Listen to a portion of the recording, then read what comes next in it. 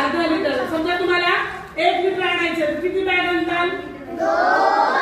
2 litre आणायचे तर 4. Very good. अशा प्रकारे आपण वेगवेगळे साहित्य वापरून आता हे असं माप कोणाकडे दिसतं? दूधवाले मामा. मग हे कशासाठी वापरतात? बरोबर. आता 1 मिनिट पाण्याची बॉटल घ्या. इथे ग्लास आहे ग्लास. हा आता हा ग्लास आहे.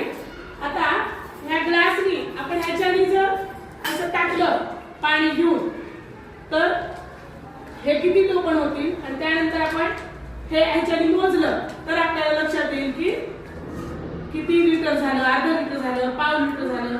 लक्षात आलं?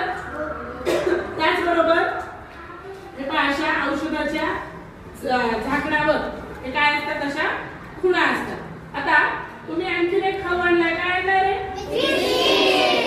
त्या बिस्किटवर काय लिहिलं पहा? ग्रॅम लिहिलेलं आहे. बिस्किटवर लिटर लिहिलं का? आता आलं का लक्षात? मग काय काय कशामध्ये मोजतात हे? ग्रॅम. आणि समजा तुम्हाला दुकानात जाऊन साखर आणायची तर तुम्ही ओ मामा 5 लिटर साखर द्या असं म्हणतात का? काय म्हणणार? किलो. काय म्हणणार?